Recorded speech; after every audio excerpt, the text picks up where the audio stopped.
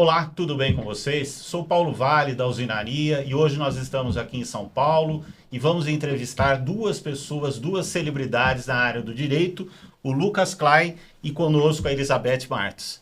Inicialmente eu gostaria que os dois se apresentassem, colocassem um pouquinho da história, a trajetória que eles tiveram ao longo desses anos, toda essa experiência, para que vocês tenham contato. Podemos começar, Elizabeth? Sim, claro. Eu sou Elizabeth Martos. Minha primeira formação é Direito, então comecei como advogada. Tenho a especialização em Direito Tributário, mestrado em Direito Tributário, Financeiro e Econômico pela USP e continuo estudando sempre, né? A área de Direito requer muita dedicação. Um vasto currículo, né? E o Lucas? Eu já sou um pouquinho mais humilde, né? Você vê que eu deixei eu deveria ter começado, né? A falar para não ficar um negócio tão ruim para mim, né? Imagina! Bom, meu nome é Lucas Klein, sou formado também em Direito, minha primeira formação, né? Tenho especialização em Direito Tributário também, mas não atuo na área de Direito Tributário, infelizmente, né, doutora? Tenho também especialização em Processo Civil. Hoje, a grande atuação que nós temos ali no escritório é em Direito Administrativo. Né? Cuidamos muito dessa parte de Direito Público, auxiliamos, assessoramos, prestamos consultorias para entes da administração pública, enfim, ações de improbidade, esse tipo de problema. Só interrompendo vocês um pouco aqui, né, contextualizar um pouco, eu sou Marcelo Catusso, para quem está chegando agora, e esse bate-papo aqui do canal Liso das Profissões está acontecendo de uma forma diferente hoje. São dois profissionais, né, nessa mesa de podcast. O apresentador hoje aqui é o Paulo Vale, que é coordenador da Usinaria, e consultor responsável aqui pela unidade de São Paulo. E um caso interessante que eu conheci o Lucas 4 anos atrás, né, Lucas?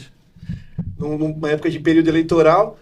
E aí a gente se reencontrou online, eu posso dizer, nesse convite que a gente estava entendendo quem são os advogados, né, da cidade de Rio Claro e tal, mas a coincidência é que o Lucas está em São Paulo, né? Então deu certo unificar e a gente se encontrar juntamente com a doutora Elizabeth, né, e me permita chamar de doutora, né, que faz parte da formação acadêmica de vocês. E uma satisfação poder receber vocês no canal. Paulo, muito obrigado, né, por conduzir. E eu já faço uma pergunta que eu faço sempre. O que motivou você, Elizabeth, a começar a sua carreira profissional? Olha, eu sou da classe trabalhadora, né? Então, eu sempre busquei, dentro do exercício da minha profissão, seja qual eu iniciei, né? Primeiro, um sucesso profissional e financeiro. Eu sempre quis mudar de classe, né?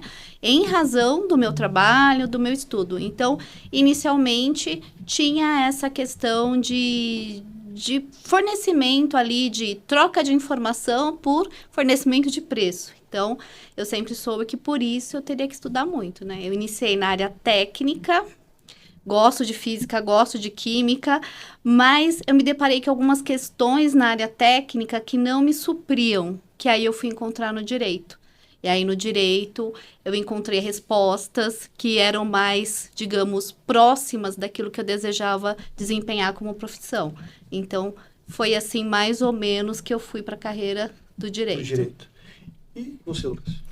Na verdade, assim, a profissão do meu pai, ela é um pouco mais aproximada do direito, né? Embora não seja formação jurídica, meu pai não tem faculdade, né? Não tem nível superior. Dentro da Polícia Civil, né, de São Paulo. Ele teve alguns problemas no passado, passou por algumas dificuldades e desde sempre ele me disse: filho, vai fazer direito, vira promotor, vira juiz. E assim, eu acho que essa influência e os problemas que ele passou, até por uma questão de toda a injustiça que nós vivemos ali, né, e que foi revertido, né, graças a Deus, isso me levou a optar pelo direito. Não era a minha primeira opção, né? Eu tinha muito desejo de seguir carreira militar, acabei passando para a Marinha, fiquei 1 ano na Marinha, não gostei, falei, isso aqui Não é para mim. Não é, na verdade, não é o comercial que o pessoal passa na televisão, né? É um pouco mais difícil, o salário não é tão bom. E aí então vou sair. Saí e já entrei na faculdade de Direito, né? Em 2010. E, enfim, tô aqui. Gosto muito do que faço. Enfim. É uma área que hoje você se encontrou de fato? Quanto tempo você está nessa área? Tem 10 anos, 9 anos e meio, né? E sim, me encontrei. Não quero ser promotor, viu, pai? Não quero ser promotor. Já tá não avisando, quero ser juiz, tá? É muito difícil, tanto o concurso como a vida, né? Eu gosto muito de advogar. Eu gosto de ser a voz do meu cliente. E quantos anos você tem de profissão? Olha, se for com... Ai, meu Deus, tem que falar mesmo? Tem que falar. Vamos entrar em números, assim. Olha, eu me formei em 2001, né? E já iniciei trabalhando na área de auditoria, né? Porque eu fui trabalhar com auditoria. Então, estamos aí já com uns 23 anos só na área tributária. E vocês são colegas de escritório? Como é que funciona a relação de trabalho de vocês? Qual é a sinergia? Por favor, doutora. Olha, assim, na verdade, o que acontece quando a gente fala dos ramos do direito, as divisões que tem no direito, assim, são só didáticas, né? Por exemplo, direito tributário, eu preciso saber direito administrativo, preciso saber direito civil, preciso saber direito do trabalho, eu preciso ter um conhecimento de todas as áreas do direito. E no escritório do Dr. Marcelo, ele trabalha de direito público, né? No Marcelo, advogados associados ali, e o doutor, né, trabalham com direito público. E dentre eles, um braço do tributário. E diferente do que as pessoas pensam, a gente faz o atendimento de pessoas jurídicas, né? Sociedades empresariais, mas também existe a parte do direito tributário voltado para o setor público. E dentro dessa área também tem a grande área do direito financeiro que abarca o direito tributário, que também serve ali ao setor público, orçamento, cálculos, né? A gente estava até discutindo recentemente os impactos da reforma tributária nos equilíbrios econômicos financeiros dos contratos de longa duração, que são firmados com a administração pública, para a prestação dos serviços públicos, ônibus, transporte, obras de infraestrutura. Então, tem ali sempre, em todas as áreas, um viés tributário. Então, a minha relação com o Lucas é sempre de dividir ali, pegar o cliente e atender nele em todas as frentes que são necessárias, inclusive a frente tributária. Exatamente. Porque, veja, o que é muito importante hoje, as pessoas precisam compreender isso. Atualmente nós vivemos numa sociedade que ela é multifacetada, né? Então, assim, se você pega um advogado para te assessorar dentro da tua empresa e ele tem uma expertise X, não tendo essas outras frentes também para te atender, você acaba ficando manco, né? Você tem um problema tributário, por exemplo, como é o caso da doutora Elizabeth. Você tem um problema tributário. Ela vai atender você na questão tributária, mas levando para o escritório, lá nós vamos discutir todas essas questões que ela falou. O direito do trabalho, direito civil, direito administrativo. E isso é importante para o cliente, né? Tanto pessoa física como pessoa jurídica, ente público ou entidade particular, privada. É importante por quê? Porque ele precisa ficar resguardado, ele precisa ficar ressalvado, né, de qualquer tipo de problema. Obviamente que a gente não consegue blindar, né, 100%. Até porque nós não estamos na cabeça de quem vai fiscalizar, nós não sabemos como quem vai fiscalizar vai entender determinada situação.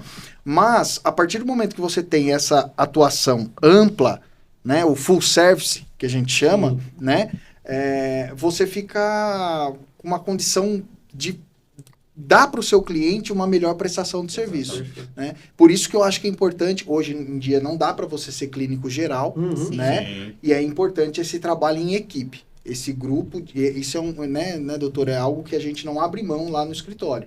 Falou, olha, nós precisamos ter uma equipe que amplas frentes para poder atender o cliente da melhor maneira possível.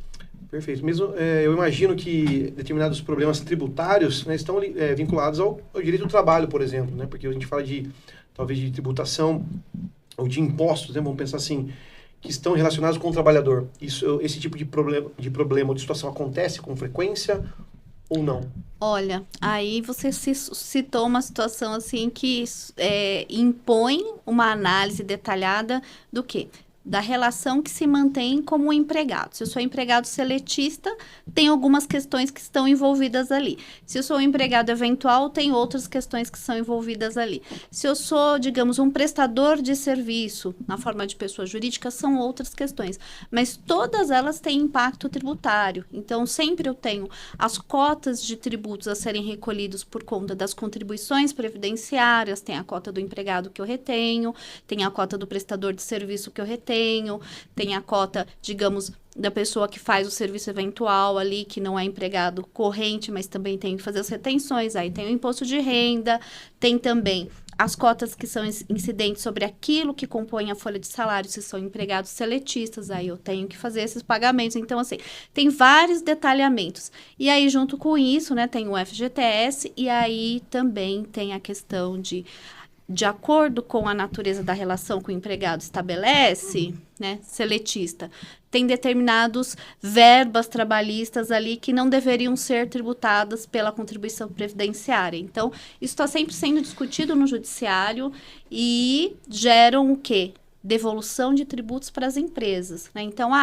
salário maternidade, todas aquelas verbas que são pagas ao empregado com caráter indenizatório não deveriam ser tributados pela contribuição previdenciária. E aí isso gera um valor para o contribuinte, né, a empresa, recuperar. Então, sempre tem uma questão tributária ali envolvida. Inclusive, quando não registra o empregado e obtém o vínculo lá na Justiça do Trabalho.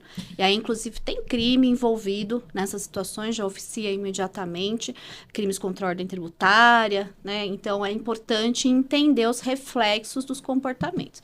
Mas a questão tributária está sempre presente, Eu né? queria te fazer uma pergunta. Você comentou, muitas vezes o seu cliente nem sabe a empresa que ele tem esse direito, esse valor a receber, não é? Fica, às vezes, alguma coisa por falta de informação, isso fica perdido. É assim, o nosso sistema tributário é complexo. Nós temos 3 níveis, né, uma federação em 3 níveis. União, estados e municípios. É uma união, né, 26 estados, mais o Distrito Federal e mais de 5 mil municípios. São vários países. Não São só, né? vários países. É. Se a gente considerar a legislação federal e estadual, a gente tem mais de 390 mil normas tributárias que devem ser aplicadas. É muita coisa. É muita coisa. Fácil errar, né? Sim. Errou o quê? Multa de Sim. 50% a 225% sobre o valor do valor devido, se Sim. tiver, ou sobre a operação ali. Então, e custa caro o erro. E, além de tudo, quando as pessoas, tanto jurídicas quanto físicas, perdem a oportunidade de excluir da tributação, como, por exemplo, essas verbas que são reconhecidamente não tributáveis. Mas, digamos assim, no âmbito da Secretaria da Fazenda, da Receita Federal, que é a Administração Tributária, Secretaria de Finanças, eles não vão deixar de cobrar, não vão deixar de autuar o contribuinte. Então, precisa recorrer ao judiciário para se amparar e poder, digamos assim, fazer cumprir a lei como ela deve ser cumprida. Então, mas é possível. O que acontece é o sistema muito complexo, né? O Edgar Morin já fala, né, que a modernidade, o conhecimento é Sim. complexo. E na área empresarial, multifacetada, é mais complexa ainda. O contribuinte, claro que não sabe. E aí entra a informação, os órgãos de classe, os contadores, os advogados, para ajudá-lo a entender e buscar essas oportunidades de fazer a gente chama de saving tributário. E isso que a gente ainda vive hoje num mundo informatizado, né? Imagine há alguns anos atrás, então, seria uma situação ainda muito pior. Olha, eu trabalhei em auditoria e o pessoal que eu trabalhei era da época dos cartões perfurados. Imagine quanto Se tempo, fosse né? a geração atual, eles Eu nem não sabem faço o que a gente ideia. tá falando. Eu sou da época ainda dos livros fiscais, que eram livros, né, escritos à mão, né, já falam que eu sou antiga, mas não revela a idade nem sob tortura. Mas, assim, A informação é um bem precioso. Sim. E a informação, por mais que você ache que ela esteja no Google, ela não está. Porque você precisa ser qualificado para encontrar essa informação adequadamente. E, às vezes, essa informação decorre da construção de um argumento, não de uma falácia, né? De uma coisa lógica, que respeita ali uma construção para que seja defensável, né? Perante o judiciário, perante a administração tributária. Então, eu preciso ter qualidade de conhecimento para, primeiro, julgar o que me é apresentado ou construir algo que se sustente, né? E, inclusive, só complementando, né, é uma coisa que é importante também. A gente ouve muito falar nessa área tributária, né, em teses tributárias. O que é importante também os clientes, né, em potencial, entenderem. Evitem contratar teses tributárias, né? Ah, mas por que você diz isso? Porque cada caso é um caso. Exatamente. É necessário, é aquilo que a doutora estava falando agora. É necessário estudar. É necessário verificar, é necessário entender se aquele caso, aquela tese, ela se enquadra aqui. Se ela se enquadra, como ela se enquadra aqui, né? É diferente você ir numa loja comprar um terno pronto e você ir no alfaiate e mandar fazer. E é isso que a gente procura fazer enquanto profissionais. E aí eu não estou dizendo nem do escritório, estou falando da pessoa, da doutora Elizabeth, que eu a conheço, e da minha pessoa. Sim. Eu quero analisar o teu caso à luz das tuas circunstâncias, entendeu? É isso que é importante. O profissional precisa entender isso, precisa entender essa importância. Isso que está trazendo, Lucas, é muito bom para essa temática profissional, porque por mais que esse tema ele tenha ficado bastante técnico, né? Sobre tributação e sobre a própria questão do comportamento de análise, né, de um determinado problema, ele mostra que a profissão do advogado tem muitas facetas, e nós já conversamos com vários advogados. Então, a forma de vocês, dessa sinergia em que vocês estão trazendo para a gente aqui, com essas informações, e a forma de conduta de análise de um processo, mostra que apesar de ter um método, né, e o método inicial está na etapa de você estudar, uma anamnese sobre o problema, um diagnóstico, né, a consultoria fala muito de diagnóstico, é necessário um estudo, não só na própria área, um estudo continuado na própria área, mas um estudo sobre o problema do cliente, porque cada caso é um caso. É esse tipo de comportamento profissional que é esperado de um aluno que acabou de se formar, que agora tem um advogado, tem a sua OAB, e que precisa se debruçar com rigor e cautela sobre os problemas do cliente. É isso que eu gostaria de levar para você. Eu sempre imagino que, assistindo a gente aqui, tem um profissional que vai entrar na área do direito, que acabou de entrar, ou que está pensando em ter essa profissão, né? E que o estudo é naturalmente a matéria-prima e a função de vocês, do trabalho de vocês. E uma pergunta, pelo visto sim, mas vocês estudam com frequência? Só todo dia. Todo dia.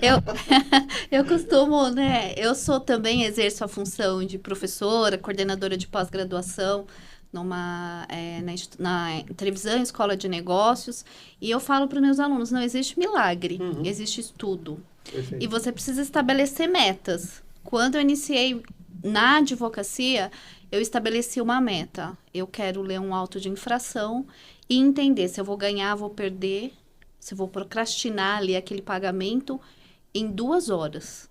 Então, essa foi a meta que eu estabeleci. E eu estabeleci assim, para tributos federais, depois eu estabeleci para tributos estaduais e depois para tributos municipais. Aí, o que você faz?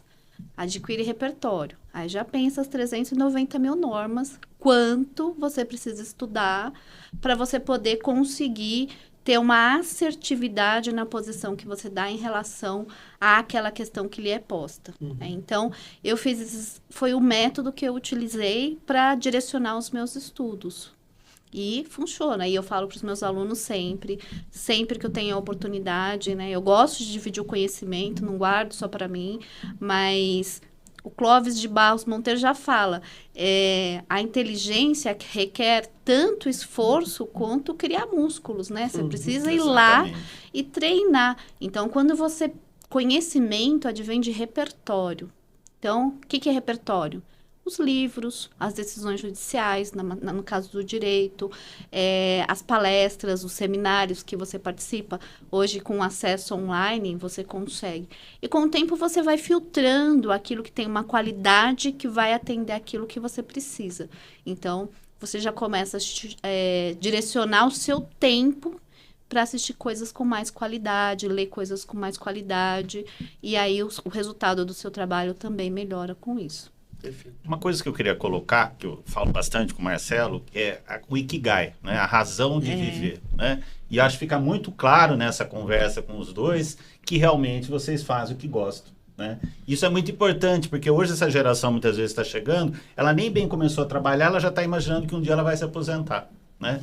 E pelo que eu vejo no brilho do olhar de vocês dois, é algo que isso vai para a vida, né? A gente não está preocupado se vai ser daqui 10 anos, 15 anos, por quê? Porque eu faço o que eu gosto, né? É a razão, é claro que não é a sua profissão, o Ikigai são outras coisas também, mas a gente percebe que vocês realmente estão fazendo o que gostam. E isso, para quem está assistindo, é muito importante, que hoje em dia as pessoas estão muito perdidas, essa juventude que está chegando. Eu tenho 3 filhos nessa idade, e ainda bem que estão na universidade, estão estudando, porque eu não vejo outro caminho a não ser através da educação, né? E quando você coloca ler um livro, isso é fundamental, né? Não dá para a gente começar a ler resumo de livro, ler uma linha, porque realmente é conhecimento, é através dessa ferramenta que a gente vai conseguir crescer, né, profissionalmente. Tem como, né? E Paulo, eu vou complementar, né, na verdade, perguntando para você, está com quantos anos?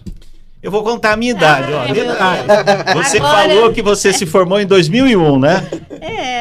Então, em 2001 eu tinha terminado meu doutorado.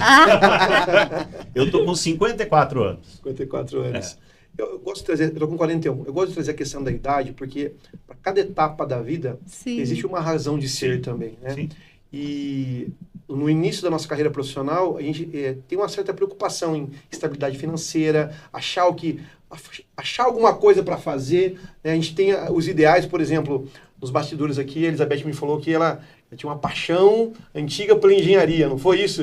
Engenharia de materiais. Nossa, adoro. E o Lucas trouxe a questão do serviço militar, né? E hoje, nos seus 54 anos, né, a sua razão, o seu Ikigai, né, ele mudou, não mudou? E hoje, o que você falaria para essas pessoas, né, qual que seria a ideia de profissional para as pessoas que estão aí seus 45, 50 anos, se aproximando da sua idade, sobre para onde ir, o que fazer, como que seria uma análise disso? Eu diria o seguinte, na verdade, eu não sei se ele mudou, é que eu acho que lá atrás, muitas vezes, eu não tinha percebido, né? Eu sou fisioterapeuta de formação, fiz meu mestrado, doutorado dentro da área da saúde, mas eu me sinto muito mais um professor, e isso vai abranger muito mais do que só uma profissão, né? E realmente eu vejo que é a vida inteira, não tem como você pensar, daqui 10 anos eu vou aposentar, não, né? Porque eu vou ficar doente e não é assim que funciona. Então, realmente, você faz o que você gosta. E isso a gente aprende muito com os orientais, quer dizer, com os centenários, porque eles vivem trabalhando, curtindo a vida e não tem essa preocupação como se o trabalho fosse algo muito pesado. Então, isso aos últimos, vamos dizer assim, dos 40 para frente, foi me trazendo uma leveza e ter prazer, né, de fazer o que eu gosto. Então, isso para mim não é um trabalho, isso é algo que eu faço porque realmente eu gosto. E tive que mudar, por quê? Eu estou numa fase da vida que eu fui offline. E eu comecei a perceber, e as pessoas chegavam para mim e falavam, Paulo, qual que é o seu Instagram? O que você tem postado? Né? Então, de 2 anos para cá, mais ou menos, eu virei a chave, porque eu falei, se eu não acompanhar, eu vou ficar para trás. Mas é claro, eu vou falar, tem coisa boa e tem coisa ruim na rede social. Você vai aprendendo como fazer, você vai entrando nesse mundo porque é algo que é o que está acontecendo hoje. É a mesma coisa, há 20 anos atrás, quando o computador estava começando, né, eu falar, não, eu vou continuar com a máquina de escrever e vou dar aula com um reto projetor. Quer dizer, então, a gente acabou realmente se adaptando, né? E hoje, outro ponto que eu acho que é muito importante falar é a inteligência artificial. Quer dizer, que é muito bom para quem souber usar. Porque como eu também trabalho, né, com aluno, com orientação, hoje você vê, e trabalho com TCC, né, corrigindo, você fala, ele fez um Ctrl+C, Ctrl+V da inteligência artificial, pegou ali o chat GPT e copiou e colou. Quer dizer, a pessoa precisa pensar. Então isso a gente percebe. Existem pessoas por trás, mas a máquina ela não vai nos substituir. Então se você não usar a sua inteligência, a sua expertise, você vai ficar para trás, né? Então realmente a gente tem que acompanhar toda essa mudança, né? E até esse fato que você acabou de narrar, né, sobre utilizar a ferramenta de uma forma que praticamente no auto-sabota, né, porque você está criando um comportamento que não vai ser benéfico, não vai ter benefício nenhum para a sua profissão ao longo da sua carreira, né? Então isso é prejudicial. E logo mais sobre profissão, eu vou trazer aqui, vou trocar de lugar aqui com o Léo Carreira, tá ali nos bastidores aguardando a chegada, mas ele vai estar me substituindo daqui a pouquinho. E, Lucas, quais foram os grandes desafios que você enfrentou na sua jornada profissional? Bom, só para passar a régua naquilo tudo que vocês falaram Claro. agora, eu tenho uma palavra que resume tudo isso: Opa. comprometimento. Opa, com certeza. As pessoas precisam ter comprometimento. E já a deixa para responder a tua pergunta. Uhum. Eu acho não, eu tenho certeza que o maior desafio que eu encaro hoje é a falta de comprometimento. Não só com os servidores que muitas das vezes analisam nossas petições. Não. Falta de comprometimento a gente vê até mesmo nas relações familiares hoje em dia. As pessoas não têm mais esse senso de compromisso, senso de comprometimento. Uhum. E aí, você precisa entender que a sua profissão é a construção da sua vida. Exatamente. Se você tiver comprometimento com a tua profissão, você está tendo comprometimento com você mesmo. Então, assim, a maior dificuldade que eu vejo hoje, na minha profissão, naquilo que eu faço hoje, é exatamente você ter encontrar profissionais que têm o compromisso, que têm o comprometimento de fazer o seu papel bem feito. Uma vez, eu estava com o Dr. Marcelo despachando com um promotor de justiça, e esse promotor de justiça, ao final da nossa conversa, ele virou e disse assim: Dr. Marcelo, eu não vou dizer para o senhor que eu vou pedir o arquivamento do inquérito civil e nem que eu vou oferecer a ação civil pública, tá? Que eu vou ajuizar a ação civil pública. O que eu vou dizer para o senhor eu vou ler. Eu vou ler e vou entender o que o senhor está dizendo. Vou considerar tudo que o senhor está dizendo. É isso que a gente espera. Né? Porque é muito triste para um advogado perder um processo sem ser levado em consideração. Isso, para mim, eu não ligo de perder. Perder, todo mundo vai, todo mundo ganha, todo mundo perde. Isso aí faz parte da vida. Mas é triste você dizer, escrever, se esforçar para escrever uma peça clara, uma peça bem escrita, bem fundamentada, e isso ser ignorado. Eu acho que para mim essa é o mais amargo da profissão, para mim é isso. E para você? Olha, eu também quero falar do ponto que o Paulo tocou, Claro. assim, voltando um pouquinho. O que eu vejo, às vezes, nas pessoas que estão aí alçando, né, as fases da vida, a gente sabe que cada vez se cobra mais das pessoas, dos adolescentes, dos jovens, tem esse lado também, né? Tem idade para tudo, né? Então, as pessoas querem formar o Bill Gates no jardim de infância, né? E isso não é saudável, é justamente o contrário que é saudável, né? Então, tem que considerar isso. E também considerar que um jovem que está na faculdade, que está ali saindo da adolescência, ele não tem uma capacidade de julgamento tão afinada para entender que ele usando o chat GPT ou alguma coisa para solucionar uma questão momentânea, um problema momentâneo ali que ele tem, que é a apresentação daquele trabalho, ele está perdendo a chance de adquirir repertório para lá na frente ele conseguir alcançar objetivos que ele sequer imagina quais são, né? Eu lembro que eu fiz Senai e tinha um professor de organizações e normas, o Ciba, falecido, um querido professor, que falava assim para mim: tem aqueles que vão andar de jet ski e tem aqueles que vão olhar aqueles que andam de jet ski. Você precisa escolher qual posição você vai ter na vida. Às vezes é difícil você fazer essa escolha numa fase tão jovem, Mesmo porque aí você precisa identificar as posições e as vantagens que você tem de conhecimentos e habilidades ali naquela fase. Tem gente que já fala 3 idiomas desde a 3ª série, outras não. Isso tudo lá na frente, para essas pessoas acessarem os bens culturais, o dinheiro, o bem material, vai fazer diferença. Então, isso é importante a gente pensar.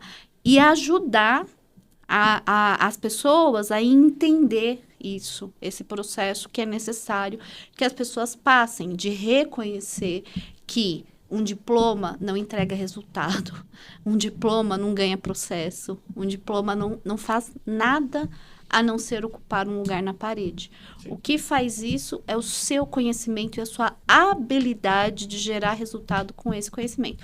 É ganhar processo, é fazer um save tributário, é fazer a sua fisioterapia Sim. com o objetivo de fazer aquela recuperação de forma diferente do que outras pessoas fazem. Sem repertório, sem estudo, sem conhecimento, não se faz. Então, as pessoas têm dificuldade. Todo mundo quer levar o bônus, mas não quer passar pelo investimento, que não é nem ônus, investimento, que é essa parte de estudar, de conhecer e filtrar, aprender a filtrar conhecimento, né? Então, eu acho que essa é uma ressalva que eu gostaria de fazer. Claro, eu vejo, assim, muitos jovens dedicados. Não se estuda tanto quanto se estuda hoje, mas se requer tantas habilidades de todos que é realmente, às vezes, frustrante, gera ansiedade. Eu fui professora universitária, assim, com uma base de alunos muito grandes. Muitos que chegavam em mim já estavam medicalizados pela ansiedade que essa sociedade, às vezes, impõe. Então, a gente tem que pensar pelo lado humano. Ninguém é máquina. Mas o ChatGPT não vai resolver questões complexas, não vai trazer respostas que não sejam aquelas já conhecidas. E o que a gente precisa para resolver as questões complexas não estão ali. É verdade. O Marco Luque tem uma frase muito interessante, eu não sei se vocês já viram, ele estava sendo entrevistado pelo Marcelo Taz, se eu não me engano, e aí ele diz assim, o Marcelo Taz, você tem medo de ser substituído pela inteligência artificial? Ele diz, não tenho, porque a inteligência artificial, ele usa uma palavra, e me foge agora, mas é algo assim, lógico. Sim. E eu, às vezes, não. Ele fala assim, e é exatamente isso. São esses pensamentos que o ser humano tem capacidade de ter, que essa criação, essa aptidão de criação, né? Que a máquina não vai ter. Não vai ter, né?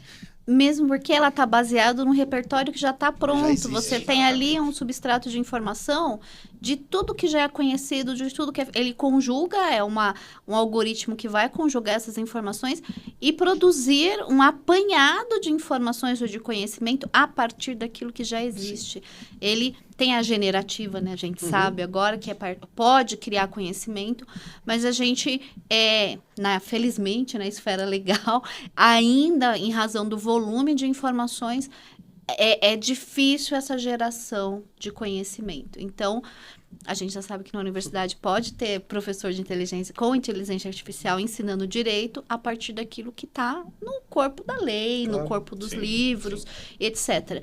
É bom ou ruim? Se não puder ter o professor presencial, se é para socializar o conhecimento, é bom. Se é para evitar os direitos fundamentais dos trabalhadores professores, é ruim. Então, a gente tem que pensar por esse viés. Agora, a questão das os impedimentos, desafios. O desafio que o direito tributário, ele é amplo, ele exige o conhecimento de outros ramos do direito e ele exige um conhecimento determinado, porque eu falo assim, uma ideia não preenche um DARF, né? Uma guia de recolhimento de tributo. O que vai ali é um número e ele precisa estar certo. Então, eu preciso ir da abstração da lei, que é aquela lei, aquela situação que se encaixa naquilo que está acontecendo no mundo real. Estou circulando mercadorias, estou oferindo renda. E aí, daquilo, eu preciso concretizar calculando e acertando o número que vai. E é assim, eu tenho um tempo para fazer esse pagamento e fazer essa conta. o físico tem sempre 5 anos para rever. Então, é um pouco injusto, às vezes, Sim. porque a lei muda rápido. Então, se a gente pega a legislação de semestre no estado de São Paulo, muda 2 vezes por dia. Então, se você pega a legislação municipal, multiplica e já vai identificar o quanto é a complexidade. Então, nós, como aplicadores do direito, estamos, assim, na figura daquele que tem que praticar o ato de fazer o recolhimento. Então, eu estou falando dos contribuintes. Estamos sempre atrás, sempre tentando acertar. Às vezes é muito difícil acertar. Então, o maior desafio é esse. E outro desafio, né, ou grande, mas não tão grande, é que, como eu preciso ter um conhecimento dos eventos que acontecem no mundo, então, eu preciso entender muito o fato, o que está acontecendo. Eu falei para, né, a gente conversando, eu falei, eu ganhei um processo porque eu sabia geometria espacial. Eu sou nerd, gosto de estudar, então eu sei.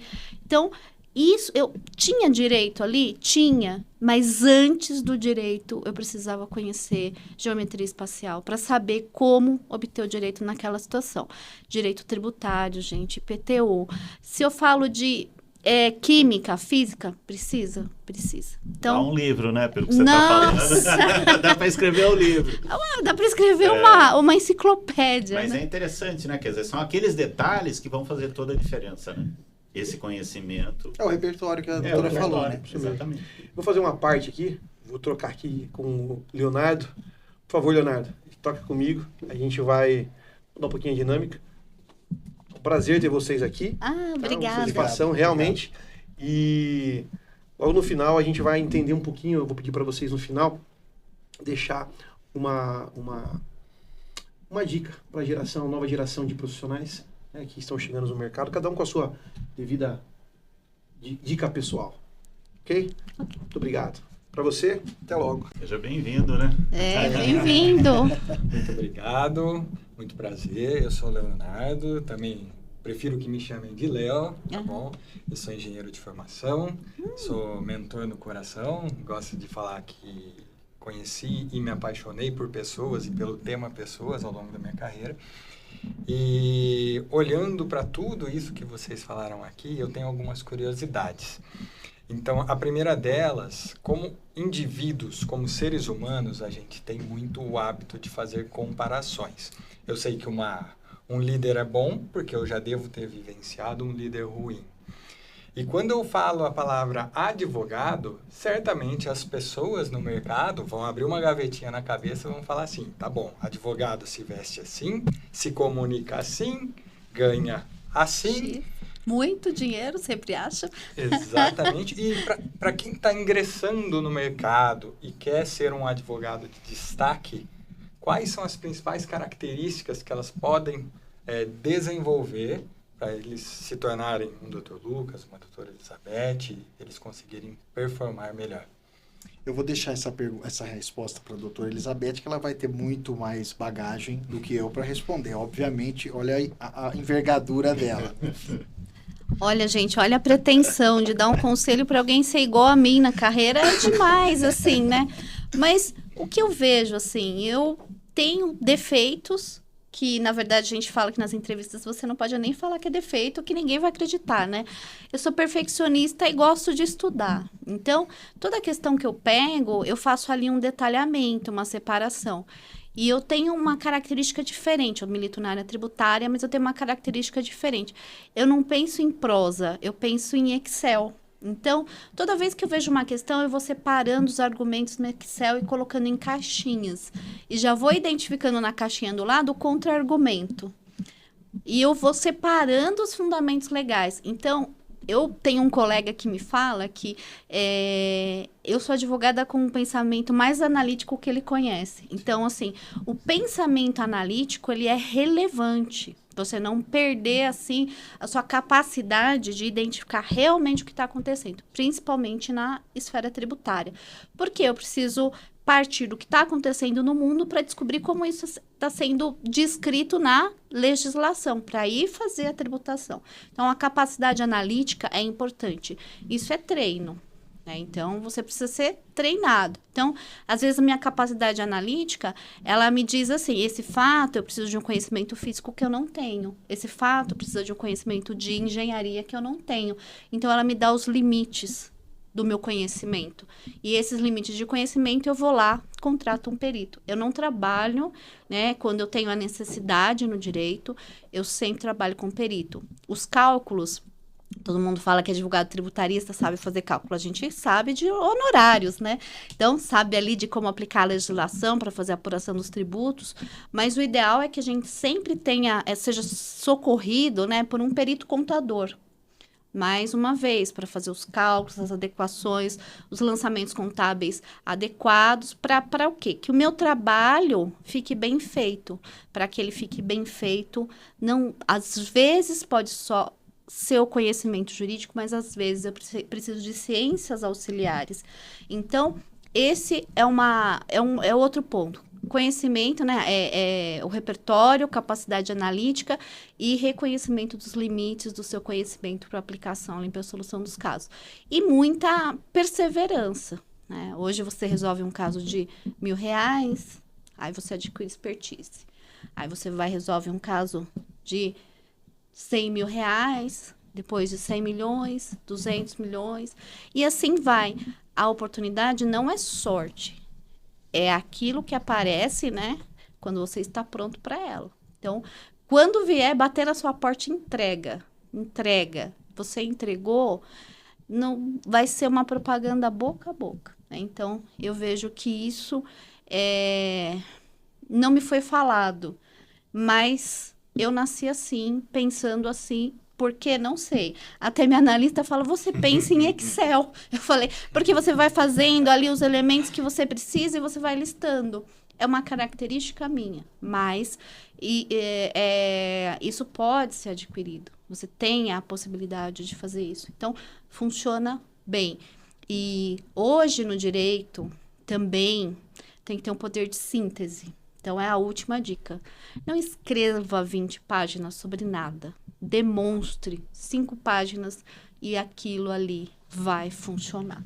Então, não tem a necessidade mais de você trazer ali toda uma prosa, né, para tratar de assuntos principalmente tributários. Então, ter esse cuidado. Eu acho que... E também gostar.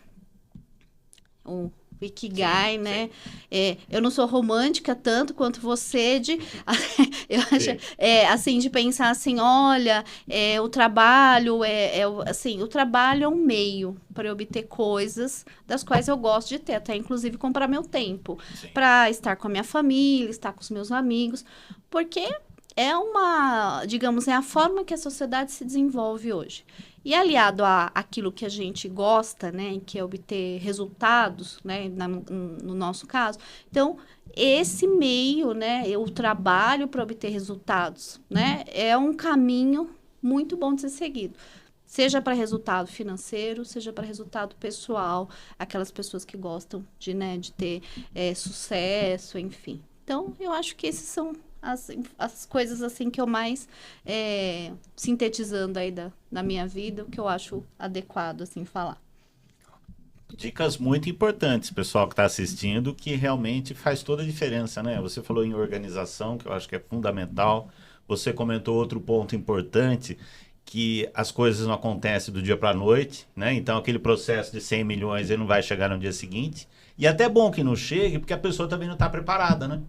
Então, por isso que eu vou começar pequeno, um processo pequeno, e eu vou crescendo, eu vou aprendendo. Aí eu tenho condição de um processo mais complexo, né? Então, isso que é importante a gente entender, que tem todo um processo, não é do dia para a noite, né? Que eu vou estar preparado para esses processos mais complicados, vamos dizer assim, né?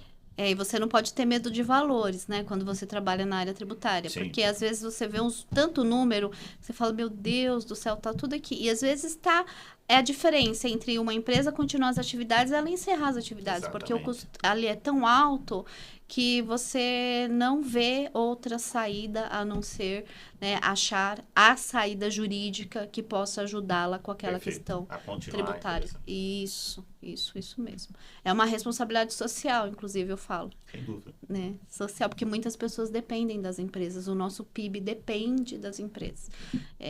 Não é sábio matar as galinhas com o ovo dentro, né? Então, Exatamente. você estrangular as empresas aí com autuações fiscais desmedidas ou sem um argumento válido, é ruim para a própria economia, né? Que é as empresas mesmo que sustentam. Então, não é sábio. Mas a gente sabe que tem mudado o perfil da administração tributária. Felizmente, assim, eu, no meu trabalho, tenho tido a chance de ter profissionais ali lendo o que a gente escreve. Mas é aquilo, nada de 20 páginas. Concisão e síntese ali para demonstrar, não argumentar, sempre demonstrando. Muito bacana. Eu acrescentaria em tudo isso a leitura pessoal. Porque a parte técnica, ela é fundamental, ela é imprescindível, mas você precisa saber ler o seu cliente. Você precisa ganhar o seu cliente. Você precisa ganhar o julgador. Às vezes você vai fazer uma sustentação oral, você olha na cara do desembargador, já deu o seu tempo. Você precisa saber fazer essa leitura. Sim. Você precisa saber entender onde parar, até onde ir. Essa leitura pessoal, quociente emocional, que diz, né? Também é importante. Né? Então, saber ler seres humanos para a advocacia, eu acho que também é muito importante. E aí é uma questão mais de fazer o cliente chegar, fazer o dinheiro entrar. É mais nesse sentido, né? Você conquistar a confiança para o dinheiro entrar e você poder usar esse repertório que você adquiriu com o passar do tempo. Acho que é muito importante você ter isso também. Posso complementar uma coisa? Claro. Eu recentemente fui fazer uma sustentação oral, era de direito aduaneiro, era uma questão de um contrato civil, mas tinha um reflexo aduaneiro que eu precisava explicar. E às vezes eu vou fazer só um pedacinho, dentro do civil, mas eu fui lá fazer um esclarecimento aduaneiro. E eu percebi assim, às vezes as pessoas vão para o tribunal e elas não estão preparadas para falar. Às vezes elas não estão trajadas de acordo. Não importa a sua posição. Se você é advogado, põe a sua melhor roupa. Vai na sua melhor condição. O português tem um monte de curso na internet, YouTube, gratuito. Tem cursos no site da USP. Procura fazer a sua expressão corporal, física, expressão oral da melhor forma possível.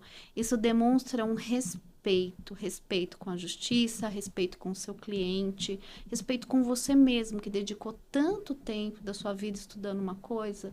Então, assim, essa exteriorização também é importante e traz uma coisa que é profissionalismo.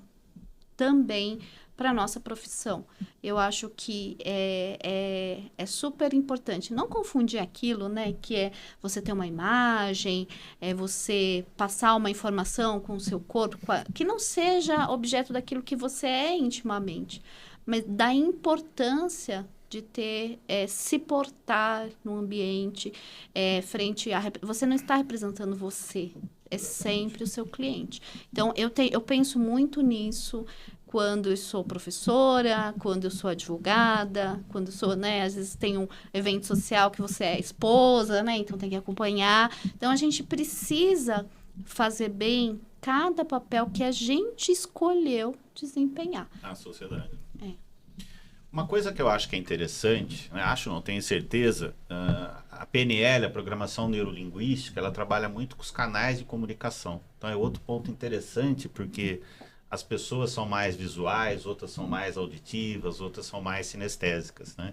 E eu queria perguntar para vocês dois se vocês conseguem no dia a dia pensar um pouco se aquela pessoa que está ali na frente, quer dizer, quando você fala do conteúdo, quer dizer, como é que eu posso apresentar isso, né? Que a PNL, muitas vezes eu vou falar a mesma coisa, mas utilizando verbos diferentes, né? E para chamar a atenção ainda, que a maioria das pessoas elas têm esse canal menos desenvolvido, né? E chama a nossa atenção porque é o que mais o canal que a gente usa no nosso dia a dia. A gente acaba não tanto explorando o visual e o sinestésico menos ainda. Então, não sei como é que vocês pensam no dia a dia esse tipo de situação. Hoje a gente tem alguma possibilidade que o pessoal tem usado muito, né, doutora? Falando sobre o visual law, né? Que é você usar gráficos. Tem advogados que acabam explorando, indo um pouco além. É aquela questão que a doutora colocou agora. Fundamental. Você precisa saber onde usar o quê. E dosar, né? Exato. Logicamente que você não vai fazer uma peça só com imagens. Daqui Sim. a pouco a gente tá voltando na época das cavernas. Estamos Sim. fazendo desenho. É um né? show, né? Sim. Veja, não gostaria de criticar, mas é uma crítica, a gente precisa fazer, Sim. né? Existem situações que nós vemos no dia a dia, nessas páginas de comédia, né, voltadas ao direito, existem advogados que já utilizaram memes em Sim. peças processuais. Gente, isso não cabe. Sim. É o que a doutora acabou de falar, não cabe, não tem como, né? É uma peça técnica. Exatamente. Você vai usar um gráfico, você vai usar tem gente que coloca QR Code, né? Você põe um QR Code Sim. ali na peça para uma imagem, para um vídeo, um áudio, né? Tudo isso você pode usar para facilitar. Penso que estou respondendo sua Perfeito. pergunta. Não E sei se também estou. está se movimentando também, né? Além de- Exato. você também não vai ficar parado ali, porque Exato. é importante você ter... Exatamente. Então, assim, eu creio que a gente tem essas ferramentas hoje, né, para explorar. Sim. E que, novamente, porque isso é fundamental, a gente tem que ter poder de síntese. Não tem, hoje em dia, não dá. Por exemplo, como eu disse, né? É muito triste você ser julgado, perder um processo sem ser ouvido, sem ser Sim, considerado. sim. Isso, de fato, é triste. Mas também o advogado precisa entender que o judiciário ele está super sobrecarregado. Não há servidores suficientes. Sim. Não há. Juízes estão adoecendo por conta do excesso de trabalho, né? Ah, mas ganha muito. Tá, mas o que tem a ver uma coisa com a outra? Não tem nada a ver, Sim. né? Perfeito. Então, assim, você precisa ter esse poder de síntese objetivo. O que você quer? São 5 páginas para você provar e não ficar com argumento.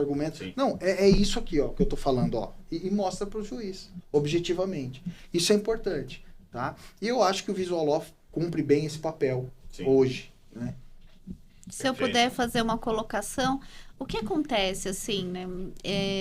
Essa questão de você ler as pessoas também é cultural, né? Então, às vezes você pode exteriorizar comportamentos que numa cultura é aceito e em outra cultura não. A gente sabe que na cultura asiática, você não encara as pessoas, fica assim, olhando no olho. Sim. Então, se você vai atender uma pessoa que é de outra cultura, você precisa entender a cultura dessa pessoa. Então, pega o cartão com as 2 mãos. Esses detalhes que a pessoa sabe que você dedicou para respeitá-lo no momento do atendimento também é importante. Também é importante. Né? Então, essa leitura cultural e a expressão desse respeito, não é... Às vezes a pessoa, mas você quer ganhar o cliente? Não, eu quero respeitar as pessoas dentro do Sim. que elas esperam, do que elas estão acostumadas. E com isso, né, você atenta para coisas que as pessoas normalmente, às vezes, não atentam. Então, você falou assim, como você atinge as pessoas? Direito tributário, para explicar, é complexo, porque sempre tem que pagar, sim. né? Ninguém quer entender. Em nenhum idioma, em nenhum país. Então, às vezes, eu desenvolvi a capacidade de desenhar as questões tributárias. E, normalmente, mesmo que seja em inglês, mesmo que seja... As pessoas conseguem entender. Então, sempre tem uma lousa, eu faço visual, faço uma conta, faço uma demonstração mais visual. E isso é suficiente para eu me comunicar para a pessoa. Né? Então, como o direito tributário está além da seara das paixões, né? Então, às vezes a gente não precisa entrar em outras leituras de comportamento para poder, de certa forma, ter ali uma interação mais respeitosa. Mas, de outro modo, eu entendo que a gente precisa saber o limite de até onde a gente precisa observar, né? Para atender, né? Então, ou seja, conhecer. Então, isso é importante. E é legal olhar para isso enquanto profissionais, porque eu sempre comento que o desenvolvimento de uma pessoa enquanto profissional, ela envolve conhecimentos, habilidades, atitudes, valores e experiências. E dentro de tudo que vocês falaram aqui, a gente consegue ver nitidamente que isso está presente. Então, a habilidade em ler pessoas, os conhecimentos que a gente tem que adquirir, uma atitude, um respeito, a experiência de ir aos poucos construindo a sua história, e isso é muito rico para quem está começando também, né, nesse processo. Muito bom. E uma curiosidade, existe algum caso em específico que marcou muito a carreira de vocês, que vocês possam dividir com a gente? Eu tenho um que eu até chorei. Esse foi a única vez que eu chorei, assim, de felicidade, na verdade. De raiva no começo e depois de felicidade.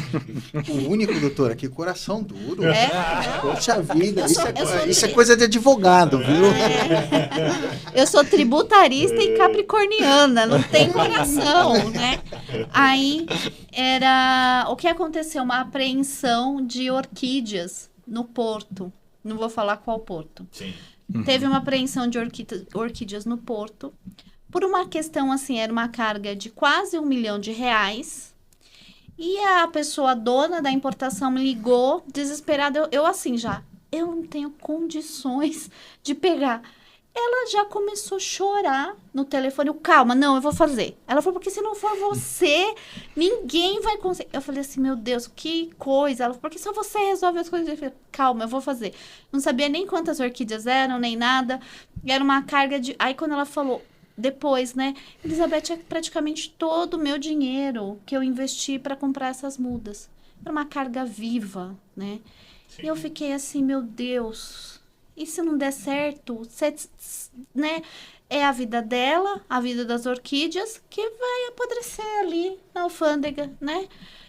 Eu falei, não, isso não pode ser. Isso não... Manda o despachante aduaneiro. Foi, não teve jeito, né? De certa forma, assim, de falar o direito, né? Porque a gente estuda e fala, vai lá e tenta. Porque eu sempre, antes de fazer uma medida judicial, qualquer coisa, eu tento. Porque eu sei que, às vezes, a medida judicial... ela tem custo, ela é mais cara, né? Então, se existe a possibilidade, né, de ir lá com uma petição administrativa resolver, eu dou sempre, por uma questão ética, essa oportunidade para o meu cliente. E aí, não deu certo a petição administrativa, não liberou, aí, mandado de segurança liberou, e, assim, bateu o mandado de segurança lá, depois de 5 minutos estava liberada as orquídeas. Aí me mandou foto do caminhão e a pessoa ficou assim tão aliviada, porque era a produção dela toda, a dedicação de todo o ano seria a partir dali. Que hora que eu desliguei, eu não chorei na frente dela, claro, a hora que eu desliguei o telefone eu chorei de assim, de falar, meu Deus, como é que pode a vida de uma pessoa, eu nunca imaginei que a vida de uma pessoa, a vida das orquídeas estariam, assim, não na minha mão, assim, como um ser, né, especial, mas eu teria ali um dever de agir que ajudaria essa situação a ser resolvida. E aquilo, para mim, foi uma coisa, assim, uma lição, né, que a gente nunca sabe, por mais que eu queira estar afastada dos afetos, né, porque eu sou do direito tributário, a gente nunca foge. Então, aquela foi o caso, assim, até hoje, né? Que foi mais de repercussão. E houveram uns outros, mas são questões técnicas. Essa foi um afeto mesmo que foi tocado por esse caso. E é uma história bonita com um final feliz, né? Ah, Que bom, né? infelizmente. Porque é o que você falou, quer dizer, de repente você acaba uma empresa, você acaba toda uma história e um sonho, né? Porque todo mundo que tem uma empresa tem um sonho, né? Tá empreendendo e do dia para a noite pode perder tudo, né? Então, olha que bonita a missão, vamos dizer assim, de vocês, de estarem ali e realmente estarem cumprindo com o papel de vocês, atuando, né, de uma forma tão assertiva, né? Assim, é uma lição que a gente precisa sempre, né, reviver, né? A gente precisa dar importância, a gente precisa ajudar, a gente precisa achar o caminho, para todas as questões nessa área jurídica. E olha o tamanho da minha ignorância. Eu nunca achei que eu ia ter uma questão ligada à vida no direito tributário. E tive. E teve. Né? Sim. Então, isso é uma lição, a gente nunca sabe. Como diz Sócrates, né? Só sei que nada sei é sempre um E não aprendizado. espera, né? A vida ali não vai esperar burocracia, não vai Não. esperar todo esse processo, quer dizer, então é correr contra o tempo, né? Sim. Assim, quando eu sou bastante... Isso, inclusive, a doutora Elizabeth já puxou minha orelha já algumas vezes. Ai, meu Deus. Eu sou muito apaixonado. Eu tenho esse Sim. problema. Né? Então, assim, eu me revolto mesmo com as coisas. Eu chego a até pensar em... Eu vou fazer outra coisa da minha vida. Chega. Essa aqui é a gota d'água. É o último processo. Uma coisa que o advogado precisa ter é resiliência. Sim, Se ele não for, Perfeito. se a pessoa não for resiliente, Não. vai para outra profissão. sim. Que é pancada toda hora e você tem que no dia seguinte estar inteiro de novo para outra briga. Sim. E é assim que vai, né? E assim, quando eu comecei, então, nesse sentido, sempre que eu fico às vezes revoltado, acontece alguma coisa boa, algum resultado positivo, esse resultado positivo ele vale por todos os resultados negativos que você já teve. Né? Esse sentido exatamente. de paixão que eu digo. Sim. Né? E vale mesmo, tá? É um sentimento é um êxtase. Sim. Né? Que você fica, caramba, consegui uma decisão judicial favorável. A gente vibra mesmo. E aí, quando eu comecei a advocacia, eu comecei com bastante dificuldade porque eu nunca estagiei em escritório de advogados. Eu sempre estagiei em órgão público. Então, eu não tinha noção do que era advocacia. Sim. Não tinha a mínima noção. E aí, a gente juntou um grupo de amigos e abrimos um escritório, cada um com os seus clientes, tudo, mas assim, a gente rachava despesa. Né? Sim. E um caso que aconteceu, não exatamente comigo, mas lá dentro, e a gente compartilhava isso. Também não vou dizer o tribunal, Sim, nem claro, nada, claro. né? Mas assim, um colega, ele recebeu um cliente lá e a situação era a seguinte, esse cliente estava respondendo um processo criminal num outro estado. Ele falou assim, doutor, eu nunca fui para esse estado. Eu não sei que cidade é essa. Não sei que cidade Sim. é essa. Mas como? Como assim? O que aconteceu aqui? Olha, não sei o que aconteceu. Já é o segundo que eu recebo.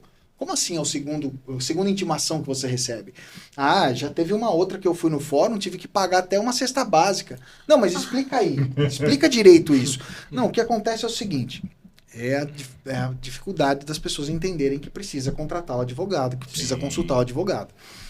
Ele recebeu uma intimação de uma determinada cidade, uma vara criminal, e ele foi até o fórum. Chegou no fórum, a gente tem que se cuidar, né? Porque quase sai o nome da cidade. Ótimo. Olha só. Chegou no fórum, essa pessoa chegou e falou assim, olha, eu recebi isso aqui na minha casa, não sei o que é, do que se trata, vim ver.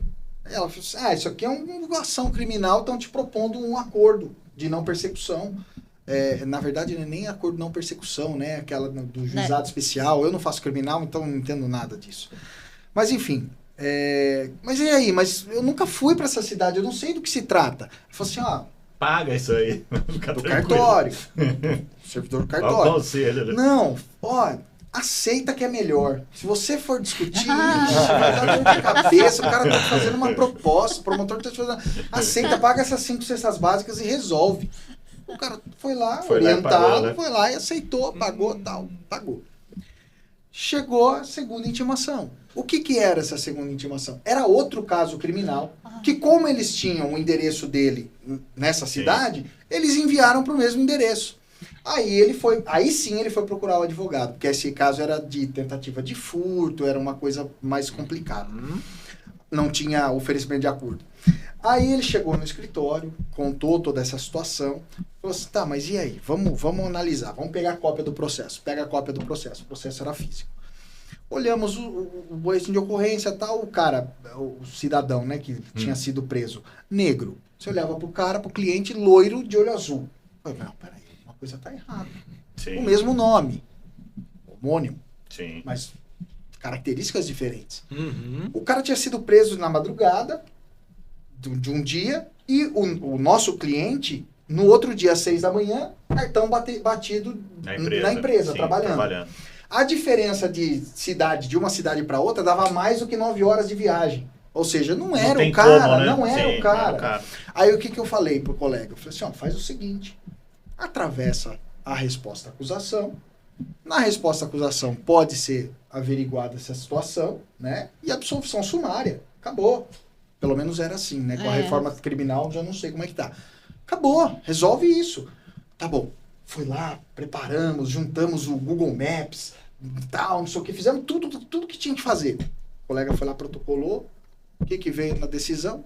Ah, isso aí se mistura com mérito, vamos processar. Processou o cara, aí o cara teve que responder o processo e tal. Só que, quando veio essa decisão, eu falei assim, doutor, o colega, vamos impetrar um HC. Impetra HC no tribunal. Chegou no tribunal, negaram o HC. Juntamos fotografia do cara, tudo, cartão ponto, tudo. Resumo da ópera. Chegou no dia da audiência de instrução e julgamento. Eu falei, não tem outra saída, você precisa pegar o cara, levar lá, porque daí a hora que o policial militar que prendeu o cidadão Sim. olhar pra ele, falou, não, esse cara não foi que eu prendi. Exatamente. Né? Sim. Não tem outra forma. Pega o cara, 9 horas de viagem, leva até essa cidade, chega lá, quando chega lá, o promotor senta na cadeira, pega o processo físico, começa a folhear, nossa, você juntou até o cartão ponto, né? Não era ele, não, eu peço absolvição. Você tá brincando. Depois de tudo isso. Depois de tudo isso. Aí eu virei pro colega e falei assim, você não vai entrar com uma ação contra o Estado? Porque um processo criminal causa um mal-estar para a pessoa. Né? Ainda mais depois de todos esses absurdos. Então, foi um caso que nos marcou bastante, que chegou no resultado final, deu um resultado positivo, mas veja, essa dificuldade de falta de comprometimento, que eu digo. E que existe, não são todos, obviamente. Eu tenho fé de que é uma minoria que trabalha desse jeito, tá? Pela minha experiência, é uma minoria que trabalha assim. Mas é um caso que me marcou bastante. Por isso que eu falo que é triste você não ter as suas petições, os seus argumentos, as suas considerações levadas em conta. E serve como recado para quem está assistindo, né? Que não é assim, não queira ter pouco esforço. É melhor realmente contratar o advogado, procurar realmente seu direito, do que simplesmente, não quero ter dor de cabeça, vou lá e pago, né? Porque a dor de cabeça que ele teve depois foi muito maior, né? O pessoal Exato, entendeu né? errado o conselho do Jung, aceita que dói menos, Sim. né? Entenderam errado. É verdade. Então gostaria de agora, nós estamos quase finalizando esse podcast, pedir para o Lucas e depois para a Elizabeth, né? Finalizar, colocar aí a sua mensagem para todo mundo que está assistindo. O que você deixa aí de recado para nós hoje?